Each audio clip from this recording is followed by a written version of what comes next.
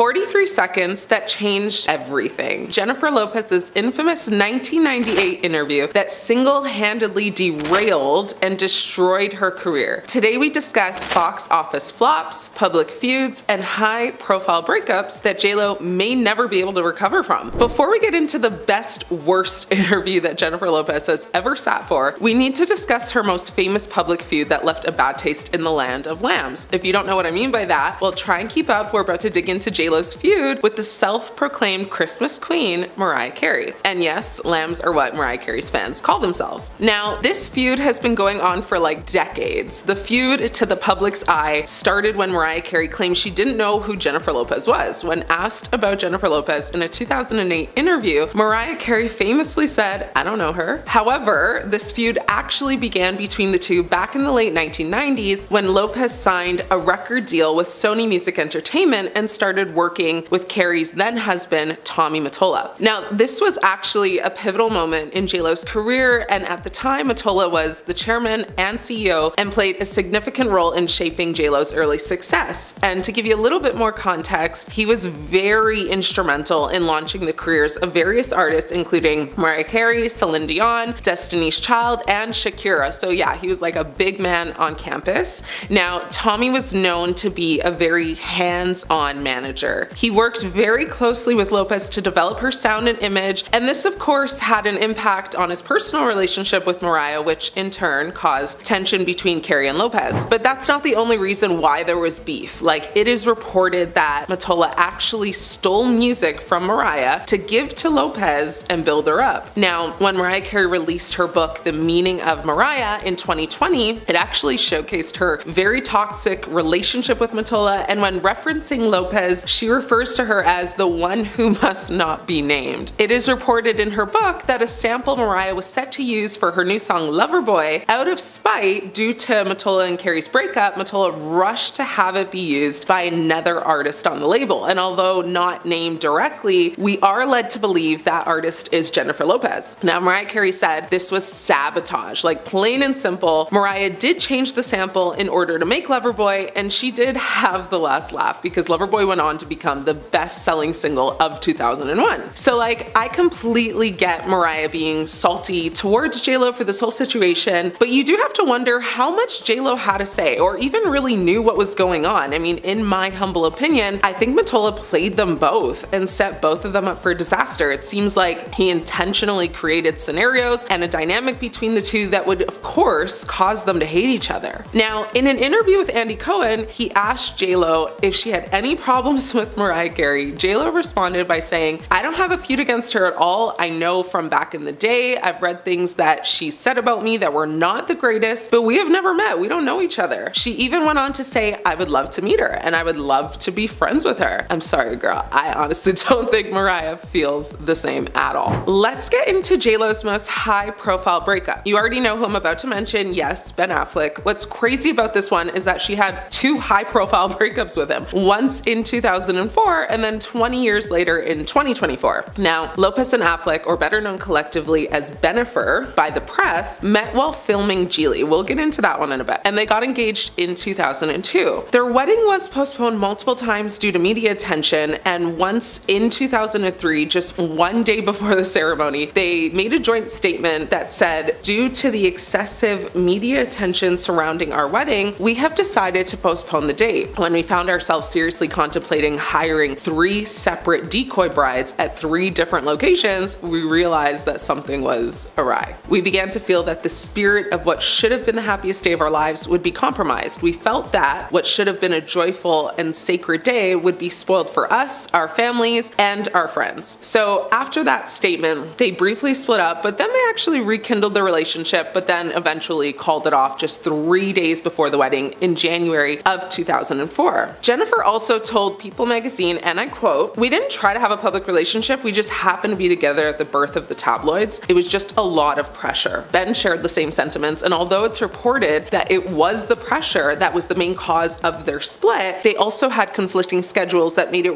really difficult to maintain a healthy work-life balance, and it is said that the couple had different views on what to share publicly, which led to like a lot of conflict and tension. Now, at the time, Lopez described the breakup as the biggest heartbreak of her life, and saying that it felt like her whole bleeping world exploded. It even made her question if she belonged in the entertainment business. She said it took her 2 years to get over Ben, meaning when she was married to Mark Anthony, she still had strong feelings for Ben. So that kind of sounds like a rebound to me, right? Now, the couple's relationship captivated audiences and reminded people that even glamorous relationships can and will face challenges. Jen and Ben literally went on to live 2 totally separate lives, but they did always remain on friendly terms and supportive of one another. Ben would go on to marry Jennifer Garner, with whom he has 3 children with, and J-Lo rebounded onto Mark Anthony, with whom she had twins Max and Em with. Ben continued his acting career, starring in films like Hollywoodland, The Town, Argo, and more, and Jennifer released several albums, including Rebirth in 2005, Brave in 2007, and Love in 2011. She even judged on American Idol from 2011 to 2016. Now, let's not forget her acting career though, because listen, I do really love me a good J-Lo rom-com,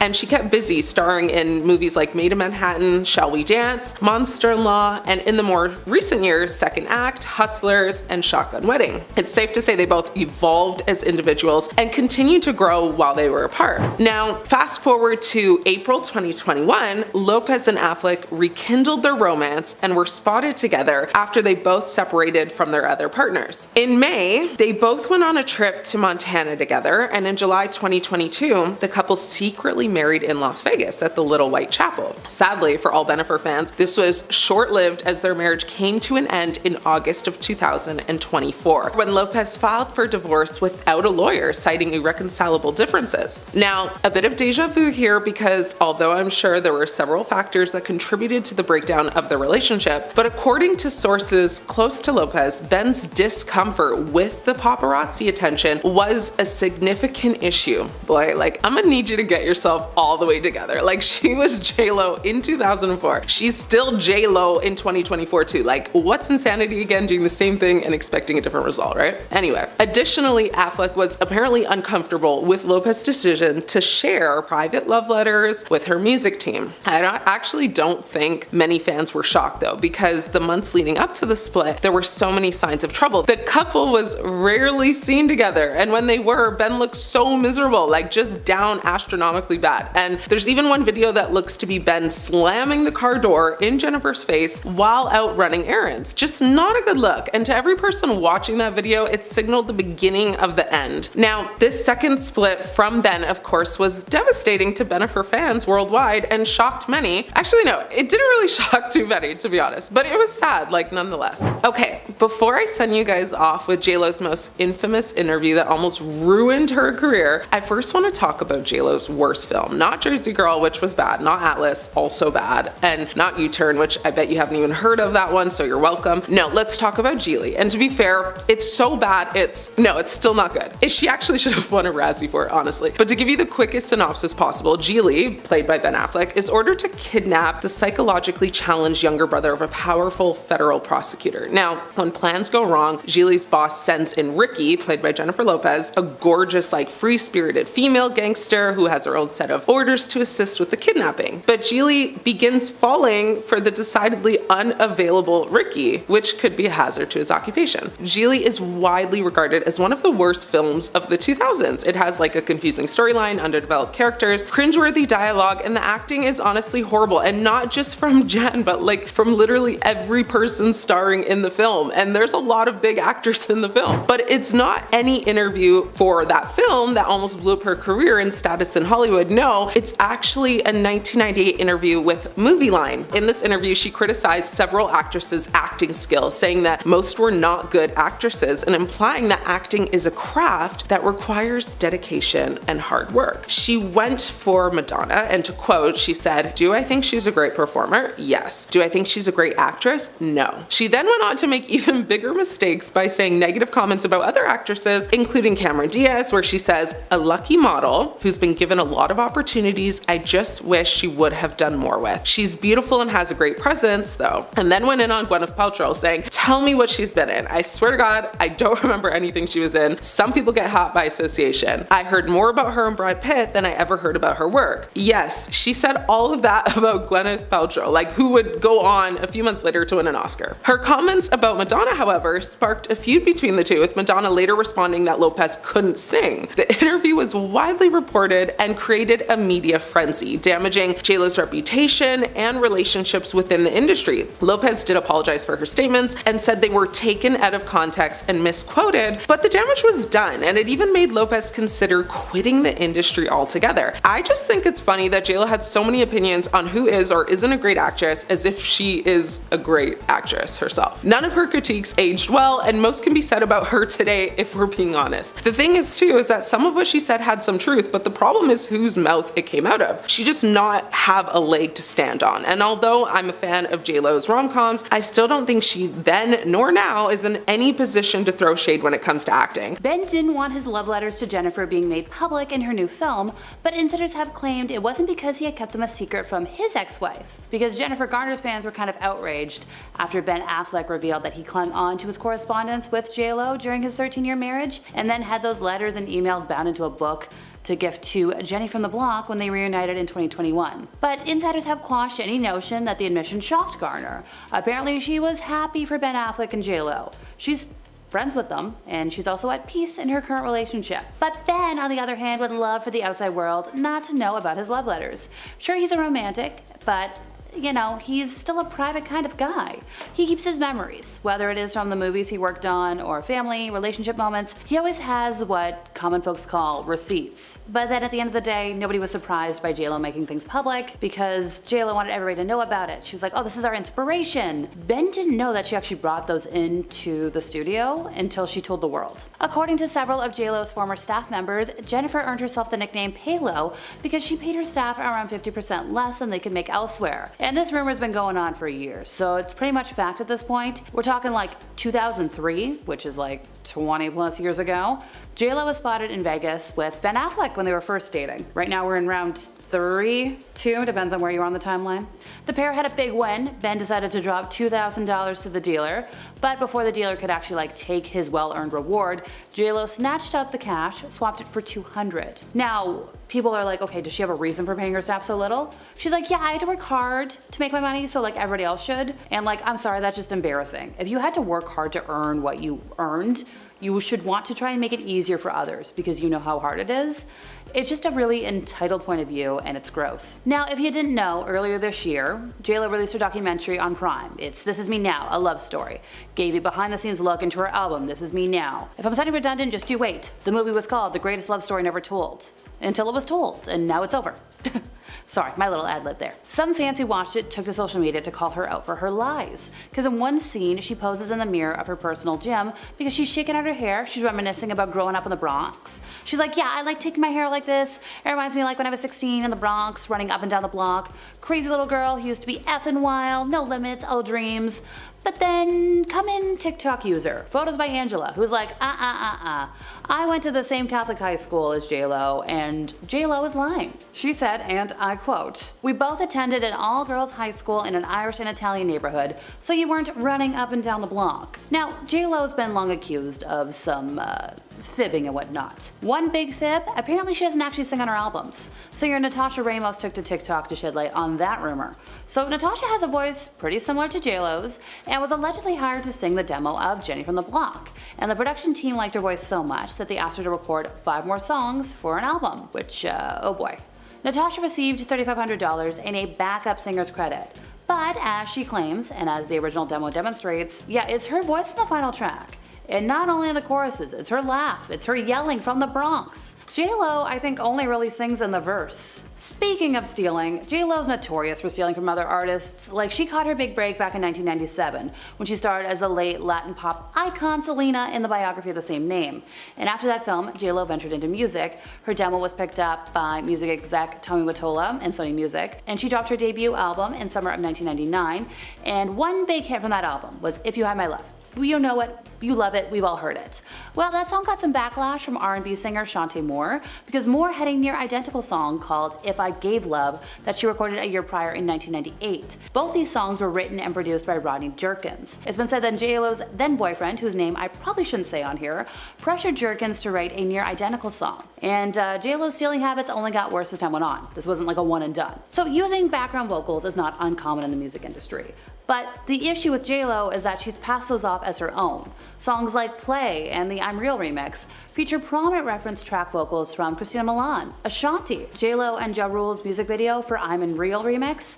Yeah, JLo used Ashanti's reference track vocals on the song and passed them off as her own. Yeah, instead of JLo re-recording the song, which is kind of what's normal in the industry, she left the demo vocals on the song and failed to credit anybody else. If I was to list everybody she's like stolen from over the years or attempted to steal from, we'd be here all day. But let's look at some notable names. Usher, Mariah Carey, Brandy Norwood. I could go on and on. Oh, and by the way, JLo's also been accused of lip syncing a lot during live performances. In 2021, fans flooded social media during her American Music Awards performance because they were very disappointed that her vocals did not match the studio version of her song On My Way. And then 2014, she was performing on American Idol, and folks were like, no, you're lip syncing I Love Ya Poppy. We all saw it, we all know it. Not the right move. So in 2002, JLo starred in the romantic comedy Made in Manhattan. And she went all over the world promoting this, and when she landed in London, people were talking. They weren't talking about the movie though, they were talking about her demands. Because, well, she was there and, hanging out, she had a very interesting encounter with hotel staff. She was staying at the Metropolitan Hotel, and this is where the early signs of JLo being a career diva began to show. The hotel staff was astounded by her extravagant demands, because apparently it was reaching levels they'd never seen before. She was like, I need thousands of pounds of lemon-scented candles. And also, if I'm even gonna go like a block around the corner, I need a limo. Literally, she had 7 limousines escort her to lunch at a place that was only 200 yards away. So maybe you think, well, Alexa, maybe she grew out of that. 2012 reports surfaced that Jenny from the block demanded that staff working for her make no eye contact or even speak with her. While having work done on her San Fernando Valley home, she demanded that none of the helpers, drivers, or contractors have any interactions with her. And reportedly, when flying first class, she doesn't like anybody to bother her, not even a flight attendant. And that's their job. They bother you for safety, if you need a snack. One time a flight attendant offered her a drink, and she was like, She said instead to her assistant, please tell him I'd like a Diet Coke and lime. Sure, this rumor hasn't really been confirmed, but come on, who does that? JLo had her former co-star Ryan Guzman fake his relationship status to hype up their movie almost 10 years ago. And we found this out from his ex-girlfriend who was with him at the time. So Melanie Iglesias called out JLo on the No Chaser podcast for how Jen acted during the 2015 The Boy Next Door press run. Because apparently JLo was holding hands with Ryan at after parties and acting like they were an item. But she knew fully well he had an actual girlfriend. The model says she even met JLo at an award show while she was dating Ryan, claiming she gave her an awkwardly firm handshake and an intimidating once-over, something Melanie says she was disappointed over, seeing as at the time she viewed JLo as a hero. And Melanie also pointed that when Ellen DeGeneres directly asked JLo on the show, doesn't he have a girlfriend? JLo played dumb. She's like, I don't know. Girl, you knew. JLo faced a lot of backlash after revealing she was unhappy about sharing the stage with fellow artist Shakira at the 2020 Super Bowl. The duo took the stage by storm at the iconic annual halftime show, with their history-making performance attracting a lot of praise from fans and celebrities worldwide. But turns out, despite the actual success of the performance, JLo wasn't really happy with the NFL's decision to have her and Shakira take the stage together. She admitted in her Netflix documentary that we know way too much about that she thought it was the worst idea in the world. Shortly after those comments hit online, fans were like, okay, what's up with this entitled attitude? Arguing that regardless of time constraints, it was iconic. And it's like, girl, you went out, you did your thing.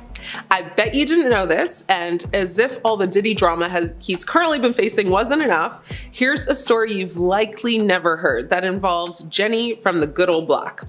So, Jennifer Lopez and Sean Diddy Combs dated way back in 1999 after he was a producer on her hit debut album, On the Six. The pair split in 2001, and Lopez has remained tight-lipped about the pair's relationship, but in December of 1999, Sean Diddy Combs, Jennifer Lopez, his bodyguard Anthony Wolf Jones, and a 21-year-old rapper Jamal Shine Barrow, a Combs protege, were involved in a disagreement at Club New York in Manhattan that ended with blasting and left 3 people injured.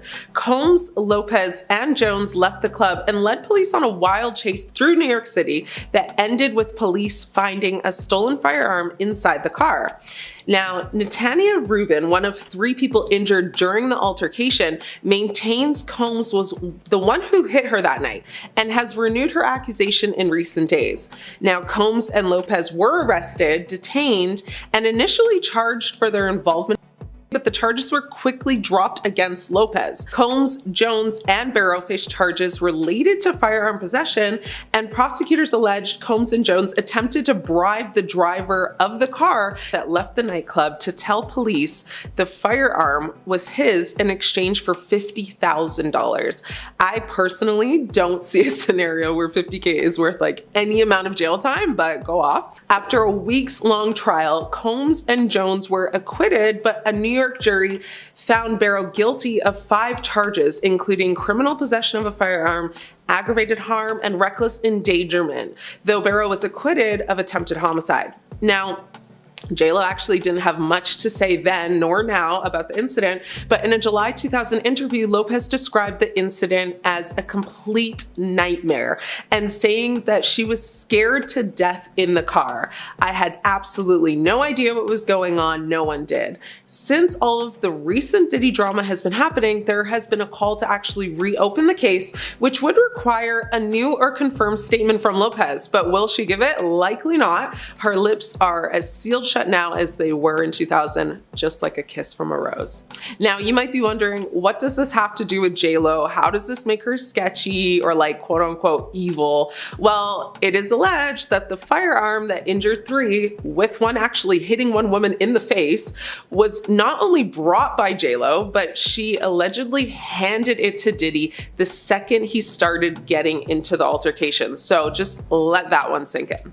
I want to actually get into some more juicy J-Lo drama. You remember her 2020 Super Bowl halftime show performance where she took the stage with Shakira, right? Well, it wasn't all footballs and butterflies, okay? Let it be known, there was no reported incident of J-Lo directly dissing Shakira. However, there were rumors of tension between them before and actually after their performance. So let's get into it.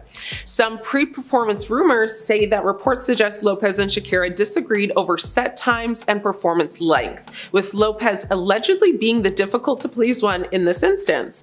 Now, rumors also indicated they both had very different artistic visions, but in the end, you guessed it, J-Lo won that battle and basically got everything she wanted, like a real true diva at any cost, it seems though, right? So now one rumor that hit a nerve for a lot of Shakira fans is that when Shakira was doing her like belly dancing, a lot of people saw J-Lo's reaction and basically said she looked disinterested, dismissive, and like essentially disapproving of Shakira's moves.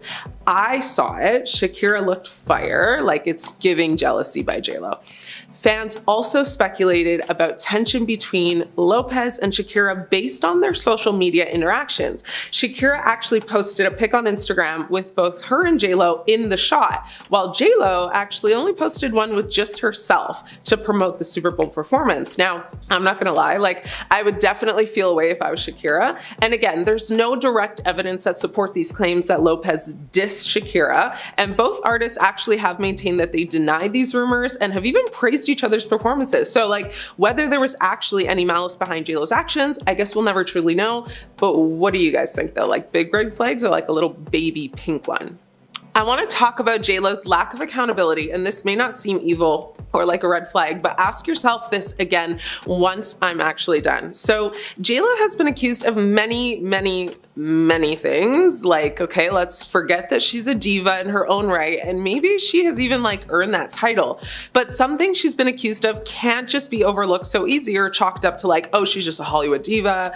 You know, firstly, she's been accused of plagiarism. Now, not only with her music, but like with her music videos, and we're not just talking lyrics, but allegedly also taking vocals. So J-Lo has faced accusations of using Ashanti's, our R&B queen of the early 2000s, vocals without proper credit on several songs, like including I'm Real and Ain't It Funny. Ashanti had recorded demo versions of these songs, and parts of her vocals were allegedly used in the final tracks. That's wild. And like, despite all the claims being pretty strong and solid, J-Lo has quite honestly taken no accountability at all. Like, she actually hasn't even addressed the claims once.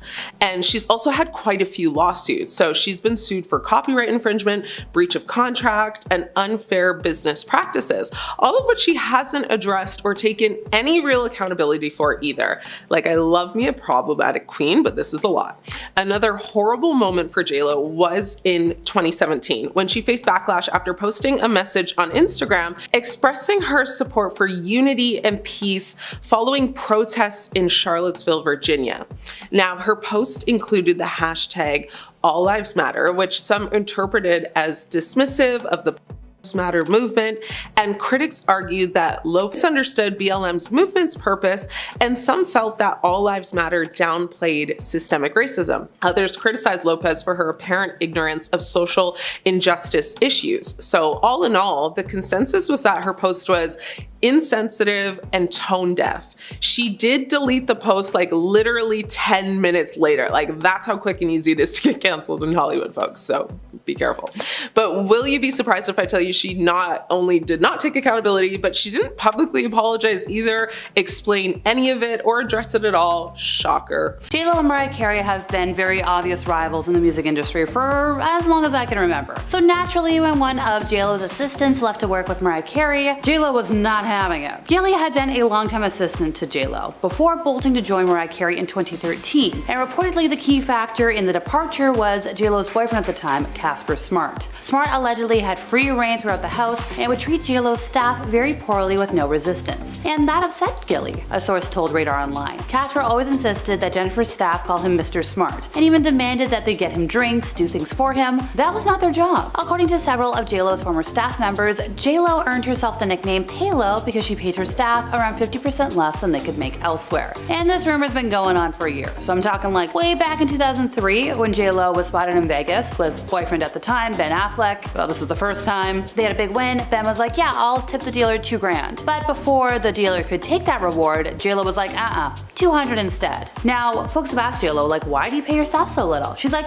I had to work hard to earn my money. Everybody else should too. And like, honestly, that's just so embarrassing for her. I think if you had to work hard to earn your money, you'd want to make it easier for others because you know how hard it is. It's just entitled behavior. It's gross. Come on, girl. Jacob Manoukian began chauffeuring J.Lo and her then husband Mark Anthony around in 2005 before eventually being promoted to Lopez's staff full-time as her personal head of security and transportation in early 2011, at least according to the sources at TMZ. By September of that year, though, Manoukian was gone from J.Lo's staff, after which he filed a lawsuit for breach of contract and wrongful termination, and this was against J.Lo, her company, and her manager, Benny Medina. Manoukian claimed his agreement with J.Lo included a $72,000 yearly salary with additional production pay, potentially increasing his compensation to $200 grand per year. According to E, however, he claimed that he received no production pay or overtime whatsoever. CNN further reported that the suit claimed he dealt with intolerable labor conditions, such as working more than 40 hours a week and being prevented from taking proper meal periods, which forced him to resign. J.Lo filed a countersuit against Manoukian, seeking $20 million in damages, claiming the former driver was allegedly blackmailing her for $2.8 million,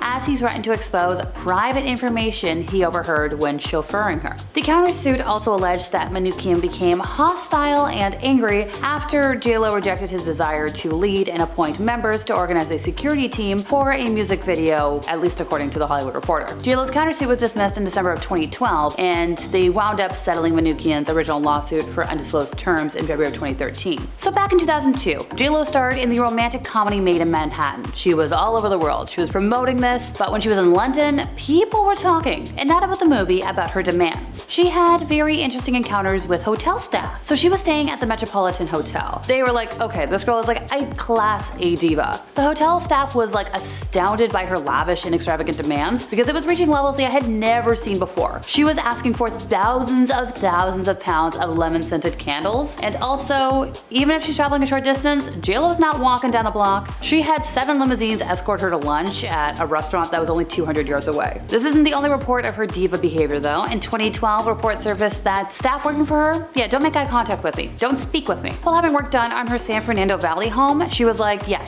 any of the helpers, the drivers, the contractors, do not interact with me. Technically, these rumors were never confirmed, I do have to say that, but like, come on. And reportedly, when flying first class, nobody's gonna bother her, not even the flight attendant, and like, that is their job. One time, somebody was like, oh, would you like a drink? And she did not answer. She instead turned to her assistant and said, "Please tell him I'd like a Diet Coke and lime." Now, once again, like, girl, you can just talk to somebody, it's not that big of a deal. If you don't want to be interrupted, put on headphones like everybody else. So, J-Lo once had somebody fired for being a fan. Preeti Dash just happened to be cleaning J-Lo's hotel room in Germany during her big 2012 world tour. And like, she was a fan. She was like, "Hey, like, can I please get your autograph?" And two of the assistants were like, "Oh no, girl, don't do it, don't do it." Soon after, Diddy was out of a job, and she knew why. Because a day later, after the request for an autograph, the cleaning company that employed her at the hotel called and said that J-Lo had complained, and she was fired over the phone because of an autograph. Now, J-Lo has denied the claim. She was tweeting out saying like, "Thought you knew me better than this. Would never get anyone fired over an autograph. First I heard of this was on Twitter," and it's like, okay, maybe you didn't say fire her, but you obviously complained because somebody wanted an autograph. In 2003, Endeavor Talent Agency reportedly gave J-Lo an ultimatum to either leave them or fire her manager Benny Medina, as they found him too high maintenance, at least according to news outlets. Well, in a shocking move, J-Lo did fire Medina, but then also fired her Endeavor agent Patrick Whitesell and signed with rival agency CAA. Now, this was during the time when J-Lo and Ben Affleck were a couple. Whitesell had long represented Ben Affleck and had added J-Lo a couple months before the firing. Despite gaining traction in her acting career and,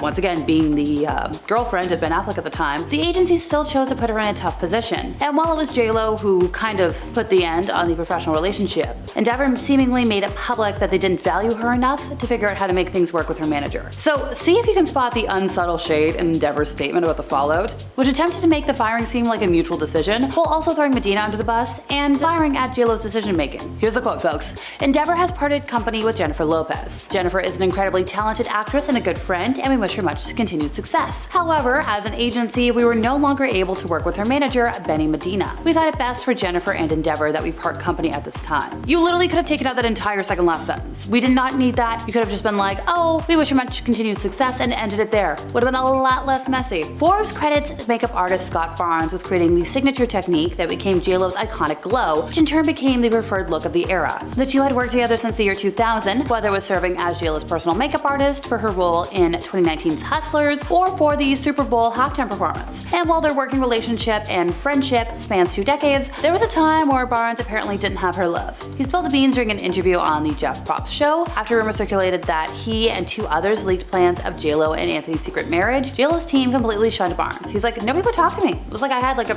incurable disease." And when the truth came out that Barnes did not leak the news or even know about the wedding ahead of time, he got a phone call, presumably from J-Lo, and he was like, "Oh, it was a call where it was like, hey, it was a big misunderstanding. We have a lot of stuff coming up and I really miss you, so let's just get back to work." And although Barnes was extremely diplomatic in his recounting of the temporary fallout, it's clear that he never got a direct apology. And by the way, they reconciled, but he's still choosing to talk about it, so obviously he's hurting. An ex-private airport employee called J-Lo a nightmare person on Twitter before dishing out several stories about negative interactions with the superstar. Twitter user @MoiraWebb claimed she worked at a private airport on Long Island when J-Lo was in a relationship with Mark Anthony. She's like, "I have so many stories about her being a rude and nasty person. It's gross to say, but each time she fails at anything, it delights me." That's next level hating.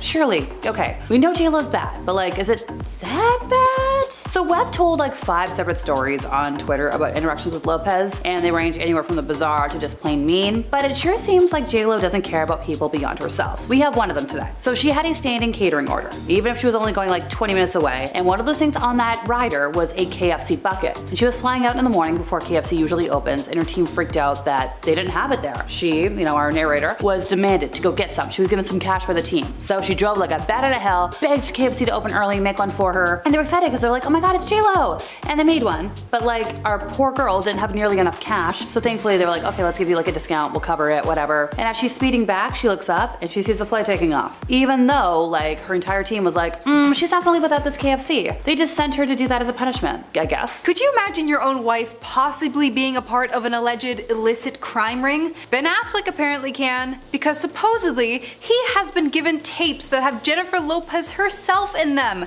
when the police raided Sean Combs' home earlier this year. If you are new to this channel and have not been keeping up with the celebrity gossip, y'all better strap in, because it gets messy. A quick rundown of why these tapes are so important and why Lopez may be facing some serious charges. As of this year, Sean Combs is held at the Metropolitan Detention Center for quite the list of crimes. These include racketeering, and alleged illicit intimate relations that all supposedly happened during his Diddy parties, to which these portions of the parties were called freak-offs. The Diddy parties were an iconic event to be a part of, which were hosted over a span of literal decades, from the 90s all the way to 2020. They were originally labeled as white parties, where people would follow a strict dress code of wearing all white, to which these ended around 2006. However, much more apparently went down at these parties, to which a photographer who worked with Diddy for 20 years named Fonseca stated she hadn't seen anything out of the ordinary when it came to the outside section of the party.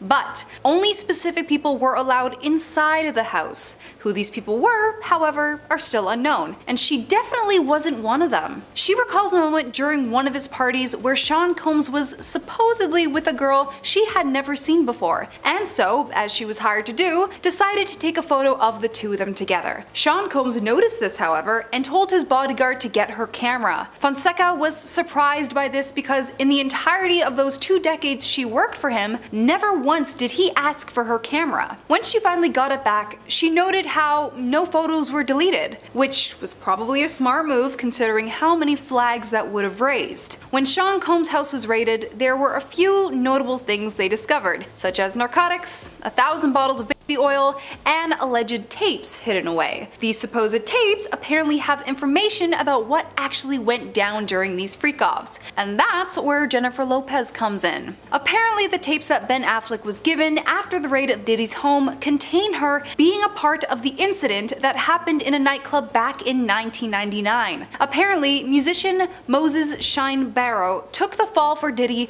during an intense scene that was going down, but J-Lo had lied, saying that Barrow was the one that started the incident in the first place, and that inevitably ruined his career by sending him to prison. Affleck even makes the comment of, they go raid Puffy's house, and they get all these videos of J-Lo doing this and J-Lo doing that. You're just gonna keep us in the dark like that, Ben? Come on, details, details! These tapes are apparently the reason for the strain on their relationship, and mayhaps might just be the reason for their divorce. A former CEO of Death Row Records states this, I'm quite sure they, FBI, probably called. It's a white man who got respect in the white world. I'm quite sure they said, we want to show you some things about your wife. Lopez and Diddy's relationship was a quick one, lasting only for about 2 years from 1999 to 2001, which was eerily around the time all these allegations had taken place.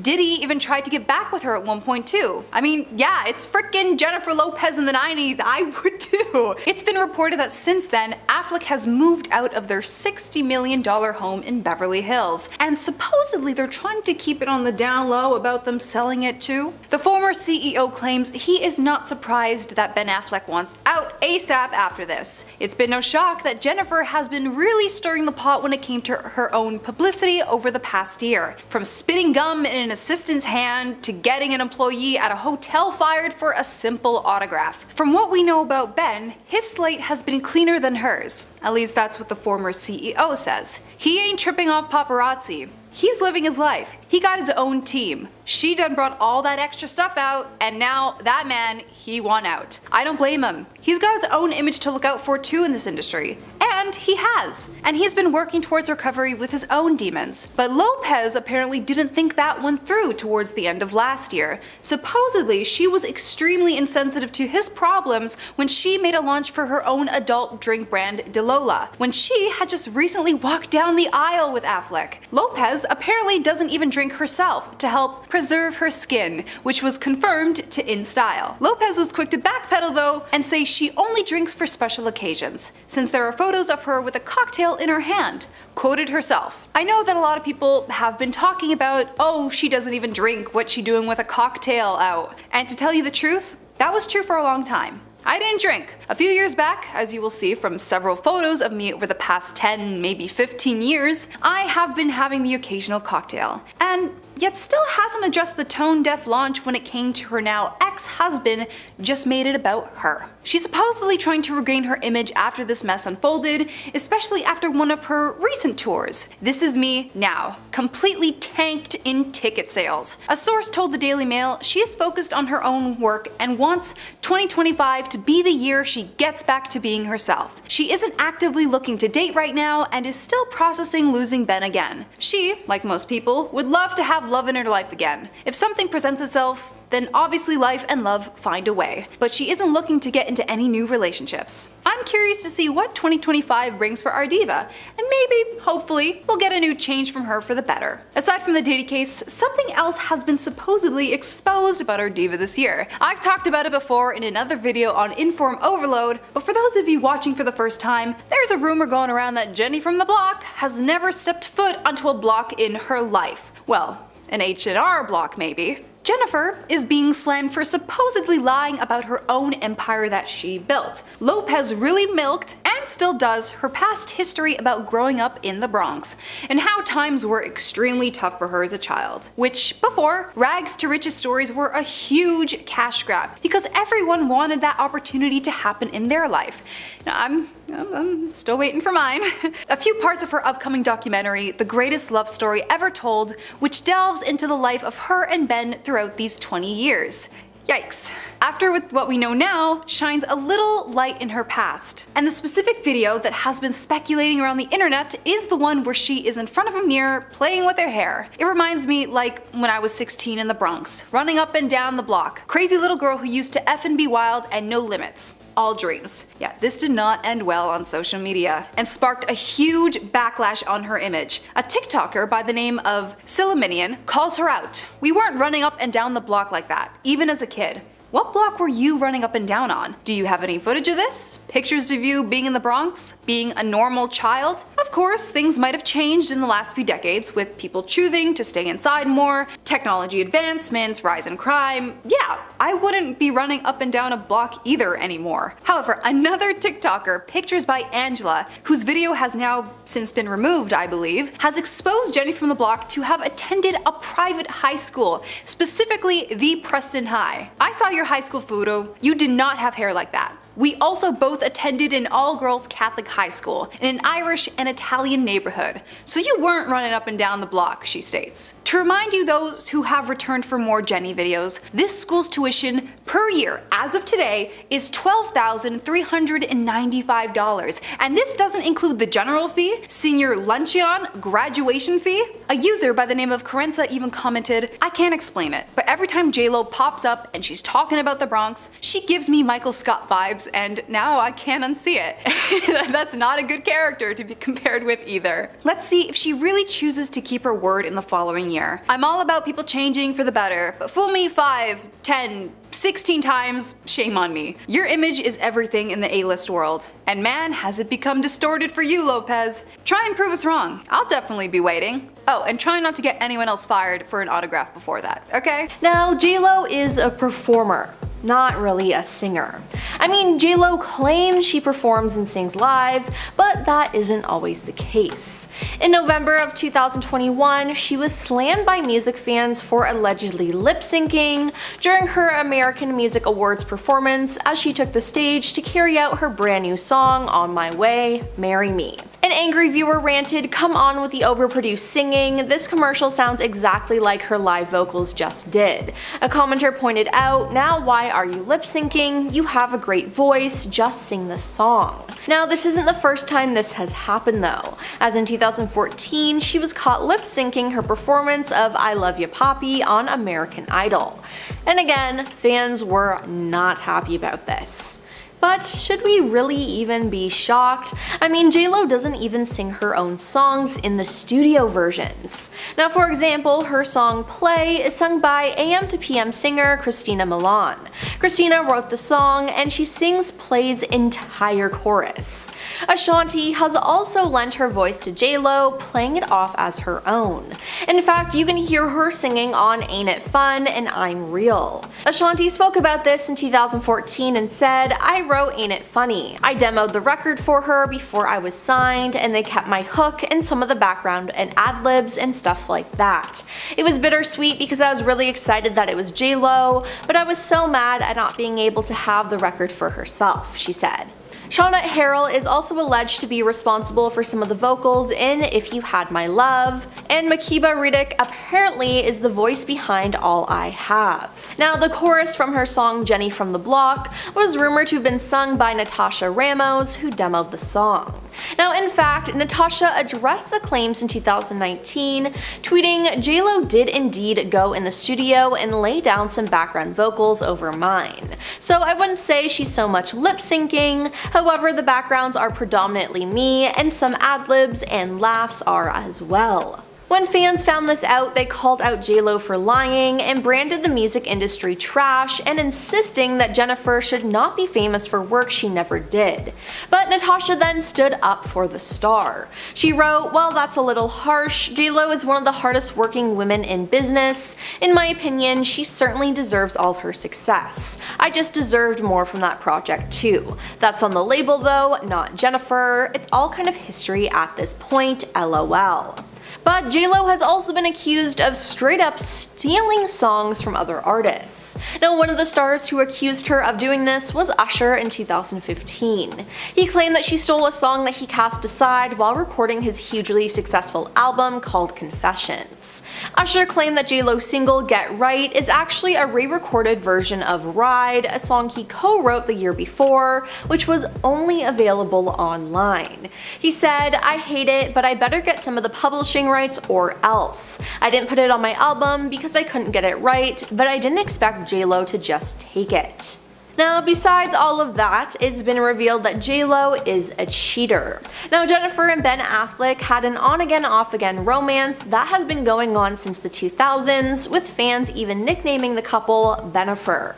Now, they just got divorced this year. It was a huge thing, but the timeline of their relationship in general is a huge red flag and included alleged cheating. So in July of 2002, Jennifer filed for divorce from her second husband, Chris Judd, citing irreconcilable differences. But this news broke just months after JLo wrapped the movie Gilgy alongside her then boyfriend Ben.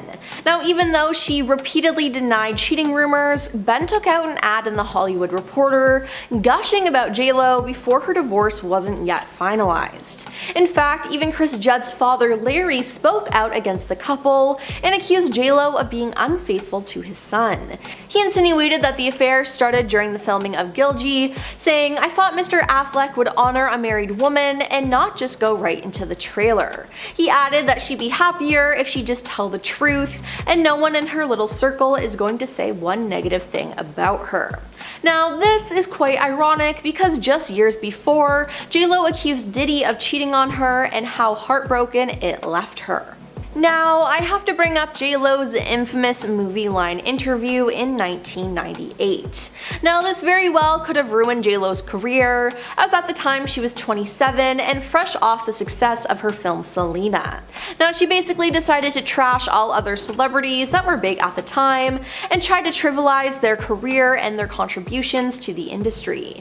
In fact, when asked about Madonna, JLo actually said, "Do I think she's a great performer? Yeah. Do I think she's a great actress? No. Acting is what I do, so I'm harder on people when they say, oh, I can do that, I can act. I'm like, hey, don't spit on my craft." Now, this was so ironic because JLo would go on to do both music and acting for the rest of her career, and critics also trashed her acting on the big screen. Also, at the time, Madonna had been a star for a lot longer than JLo, so there was really no comparison there. And when Gwyneth Paltrow was brought up, Jennifer almost seemed to laugh and made it clear that she didn't take her fellow actress's career seriously. "Tell me what she's been in. I swear to God, I don't remember anything she was in. Some people get hot by association. I heard more about her and Brad Pitt than I ever heard about her work," she said. Now, yikes, this did not go over well, and hey, I can't blame the celebrities she dissed for being upset. Now, this year, Jennifer recently released her documentary on Amazon Prime called This Is Me Now, A Love Story, which gave behind-the-scenes looks into her new album, This Is Me Now, and the accompanying movie, The Greatest Love Story Never Told.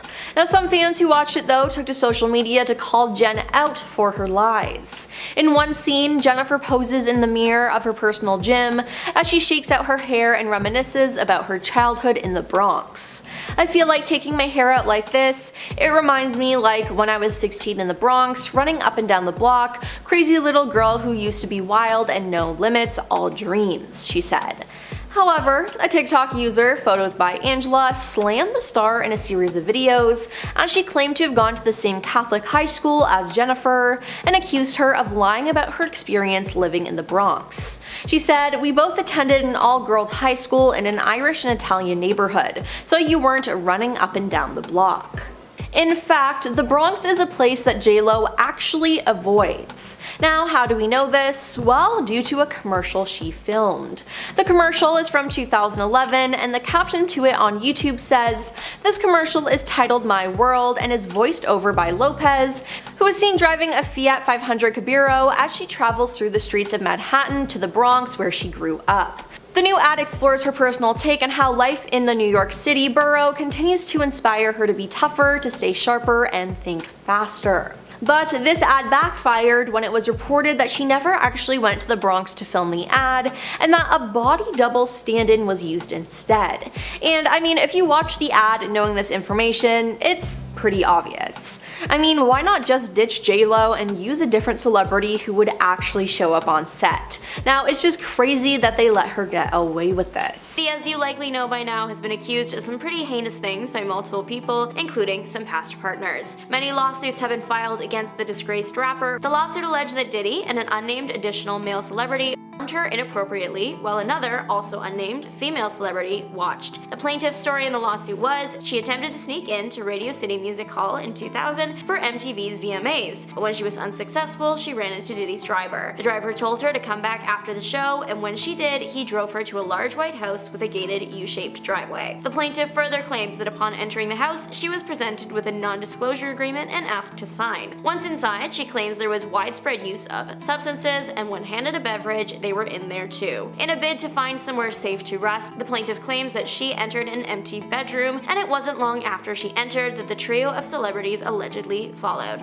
It was then that the multiple transgression happened, ultimately halting when the plaintiff struck Diddy in the neck. She was able to eventually escape the house and return home, but of course, the night left its mark. As reported by the Daily Mail, the lawsuit claims that the plaintiff fell into a deep depression which continues to affect every facet of her life. Diddy continues to assert his innocence. Back in October of this year, the Daily Mail obtained exclusive images of allegedly the very same after party that this incident happened at, and the photos feature what appears to be a very angry J.Lo yelling at then-boyfriend and presently accused Sean Diddy Combs. The couple appears to be towards the wall of the room that is clearly still buzzing with party energy. Diddy appears to be dressed in what he wore to Radio City Music Hall that evening, a white shirt, baseball cap, and the new addition being what appears to be a bottle in his hand. In J.Lo's case, she had changed from her event outfit of the all-white ensemble with the bedazzled bandana to a colorful diamond and striped mini dress. As the party guests dance around the couple, the vibes could not be more different. Even directly beside J.Lo is who the Daily Mail has pointed out as her sister, Linda Lopez. She has a big smile on her face in some photos. It looks like she's continuing to dance the night away. In other photos, it's unclear if they became before or after the initial argument photo. J.Lo appears to be looking at Diddy in disdain or disappointment as he pours guests glasses from the bottle in his hand. In what the Daily Mail deems the next photo in the sequence, J.Lo is seen pushing away from the alleged confrontation and walking out of frame. As these are photos and not videos, there is no way of knowing exactly what was being said while the pictures were being taken unless one of the two stars steps forward. Though with the timing of the photos being obtained so close to the lawsuit being filed, it's made people look into the images a bit closer and wonder what the apparent argument could have been about. As of right now, J.Lo is not named in the lawsuit filed by the girl harmed at the allegedly same party. The lawsuit simply states Sean Diddy Combs and two unnamed celebrities were present. If it was this party, the house would be crawling with famous faces. This after-party event was co-hosted by Eminem and Dr. Dre. Some big-name guests that were included in the series of images the Daily Mail obtained from this night include music artist Jay-Z, magician David Blaine, model Carmen Cass, and rapper Ice-T, and more. To be clear, none of these people were named in the lawsuit either, they were simply present at the after-party. There have been instances in the past when Diddy has hosted star-studded bashes that turn into his bad parties after all the talent has left. The US Sun reported that Diddy's 2005 VMAs after party went something like that. The event started as a party and was attended by big names like Eva Longoria and Paris Hilton, but the later half of the evening allegedly dissolved into one of Diddy's infamous freak-offs after the majority of the talent had left. The remaining party guests allegedly were moved from the nightclub to Diddy's mansion in the early early morning, and this is where his inappropriate party happened. Footage from the later half of the party allegedly shows Diddy wearing the same outfit he had been wearing in the VMA after party pics. It's unclear if the incident at the 2000 MTV VMAs after party was a situation like that, or an isolated incident that happened during the party. Diddy is known for having an unsavory and violent past that is completely unrelated to the many lawsuits filed against him lately. Just under a year before the year 2000 after party, in December of 1999, Diddy and J-Lo were arrested after an altercation in a Manhattan club. Reported at the time was that in the club, Diddy, J-Lo, Diddy's bodyguard, and another music artist named Shine got in a disagreement that resulted in a fight. Diddy and J-Lo were not harmed inside the bar and fled the scene taking a car. Forbes reported that the couple were being chased by police, and the New York Post reported that the car ran a red light before being pulled over by the police. It was during this stop that things started to go south for the famous couple. Inside the car, police found a stolen weapon, the discovery prompting the stars being taken into custody. Present at the station where the couple was taken was retired NYPD detective Derek Parker. After the event, he spoke to the New York Post, giving them an exclusive look into what it was like in the room that night. He said there were all these high-profile lawyers barricaded in the station house waiting to talk to the desk officer, and further went on to recall that J-Lo was first handcuffed to a pole inside the station and then later held for about 14 hours in detention. Of course, like I'm assuming anyone who just experienced a club uproar and arrest like she did, the retired detective said that J-Lo appeared distressed. J-Lo ended up getting released and cleared of all charges first after that 14 hours. She later shared in an interview that she was scared to death in the car at the time. Though J-Lo was cleared of any charges, Diddy wasn't, so a trial had to take place that lasted a few weeks. In addition to the incident at the club, prosecutors also alleged that Diddy and his bodyguard tried to bribe the driver of the getaway car $50,000 in exchange for him telling the police the weapon was his. One of the victims of the incident did testify as a witness at the trial. During her testimony, she claimed that she saw Diddy pulling out the weapon with his right hand, and then very soon after feeling immense pain in her face that later turned out to be caused by the There is a tie-in to this situation and the current Diddy situation. One of the recent lawsuits filed against Diddy came from producer Rodney Little Rod Jones Jr. He filed a civil lawsuit for non-consensual relations and harassment, and in a shocking turn of events, it also seems to possibly reference this 1999 incident as well. The suit claimed that on the day Homeland Security raided Diddy's home, he displayed his and bragged about getting away with using these weapons against people. It went further, saying that Diddy also confirmed to those present that he was responsible for the New York incident with the other rapper Shine. Not only that, but that J-Lo was the one who carried the firearm into the club for him and passed him the gun after he got into an altercation with another individual. Of course, you might notice that this would make J-Lo being in possession of the item and handing it to Diddy improbable if the original victim insisted she saw him pull it out. But it's not impossible, could have happened before the altercation began. In the end, Diddy was acquitted along with his bodyguard. Though it is over 2 decades after the incident, the victim, Natanya Rubin, is still fighting for justice. She joined Elizabeth Vargas Reports for an interview earlier in the year in which she shared that she still has 9 fragments of the projectile in her face. A follow-up interview revealed that Rubin was nervous even years later about sharing her story. She also said in the interview that she wouldn't mind if the case was reopened, even going so far as to say that as long as it didn't cause any health complications, she would be willing to have a doctor remove a part of the 9mm projectile in her face to be used as evidence in court. Another interesting moment in the J-Lo Diddy relationship history is a rumor from the early 2000s that was addressed in a recent interview on Jimmy Kimmel Live. The rumor was that while Diddy was dating J-Lo in the late 90s, early 2000s, Will Smith and his wife had propositioned the Jenny from the Block singer with an invitation to join them in bed. Allegedly, Diddy wasn't too happy with that and threatened to attack Smith. Never one to shy away from anything, Kimmel straight up asked Diddy if this was true. Insert clip here. At first, the music artist made absolutely no movements, just kept his face in a very serious mask. Eventually, he did respond with, "You really heard that?" and laughed the whole thing off, claiming he didn't know what Kimmel was talking about. The talk show host played into the bit, making a remark about how one can't believe everything they hear on the internet.